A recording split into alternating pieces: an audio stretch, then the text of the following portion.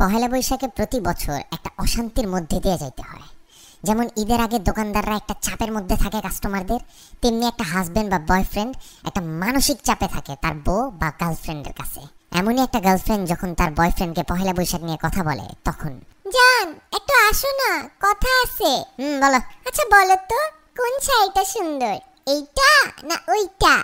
একটা কিনলেই হয় জান, ব্যাপার না, দুইটাই তো সুন্দর। না একটা বলো, কোনটা সুন্দর, এইটা না ওইটা? দুইটাই তো সুন্দর মনে হইতেছে, এইটা একটু বেশি সুন্দর, এইটা নাও। কিন্তু আমার তো ওইটা পছন্দ হইছে, ওইটা তোমার ভালো লাগে নাই? বাবু একটু কাজ করতেছি বাবু, সারাদিন কাজ করছি, এখনো কাজ করতেছি, আমার মাথায় তো কাজ নিয়ে একটা টেনশনের মধ্যে থাকে না, দেখতেছো না? তোমার যেটা ভালো লাগে সেটা নাও, জিজ্ঞেস করছো বলে দিছি। কিন্তু তুমি যেটা বলছো ওইটার তো দাম বেশি, আর আমি যেটা পছন্দ করতেছি এটা ওইটার থেকে একটু কম দাম। আরে বাবা যত দামই হোক নাও না বাবু, ভালো লাগলেই নাও, দাম দিয়ে কি, যেটা ভালো লাগে ওইটা নাও। বলো না কোনটা নিব, এমন করো কেন? এই তোমার সমস্যাটা কি? দুই দিন আগে জিজ্ঞেস করলে দেশি মুরগি কিনবো না ফার্মের মুরগি, তোমার বললাম ভাই তুমি ফার্মের মুরগি কিনো, তুমি গিয়ে কিনে আনলা 4টা দেশি মুরগি 4টা ফার্মের মুরগি, ইচ্ছাটা তো তোমারই পূরণ হইলো তাই না?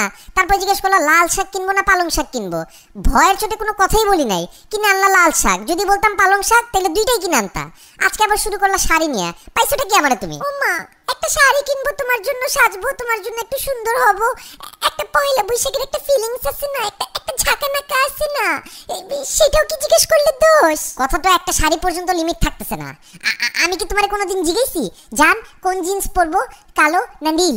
জান কোন টি শার্ট পরবো, হাফাতা না ফুলাতা? জান কোন জুতা পরবো, এইটা পরবো না ওইটা পরবো? জিজ্ঞেসি তোমারে কোনোদিন? ভালোবাসি দেখেই তো জিজ্ঞেস করি তোমাকে, এমন করো কেন? জান জিজ্ঞেস করার তো একটা লিমিট থাকে জান, তুমি তো এই লিমিটের গোষ্ঠী উদ্ধার করে ফেলছো।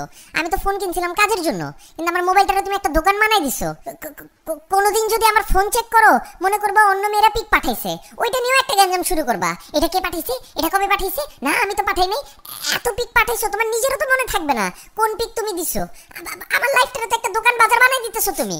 এত সিম্পল একটা ব্যাপারকে এত বড় করতেছো তুমি। দুইটা শাড়ির কথাই তো জিজ্ঞেস করছি, তোমার কাছে সিম্পল লাগতে পারে জান, আমার কাছে তো সিম্পল লাগতেছে না। তোমার কাছে দুইটা শাড়ি, আমার কাছে তো 2 কোটি শাড়ির সমান লাগতেছে। বলতেছি এটা কিনো, তুমি বলতেছো ওইটা কেন না, তখন যখন বলি ওইটা কিনো তুমি বলতেছো এইটা কেন না। মানে শাড়ির মধ্যে তো হাজার ধরন দেখো তুমি একটা শাড়ির মধ্যে, তোমাদের মেয়েদের মতন তো এত নিখুঁত চোখ আল্লাহ আমাকে দেয় নাই। তোমার কারণে প্রতিদিন একটা আতঙ্কে আমি বাস করতেছি। এমনি বলতেছো কে? আমি কি এতই খারাপ? তোমার জন্যই তো সাজি। কিসের এত আতঙ্ক? কিসের আতঙ্ক মানে? পয়লা বৈশাখ কেবল যাইতেছে, রমজান শুরু হবে, এরপর আসবে ঈদ। আমি যদি আজকে পরকিয়া করতাম এত আতঙ্কে থাকতাম না যতটা তোমার প্রশ্নের আতঙ্কে থাকতো আমার। প্রত্যেক দিন একটা নতুন আতঙ্ক নিয়ে আসো। তোমার পায়ে পড়ি যান, তোমার যেই শাড়ি পছন্দ সেই শাড়ি কিনো, তুমি কলা পাতা প্যাচাও যদি পরো আমার কাছে ওইটাও সুন্দর লাগবে। দূর একটা ফালতু, তুমি যাও তো, মুডটাই নষ্ট করে দিলা, অসভ্য কথাকার।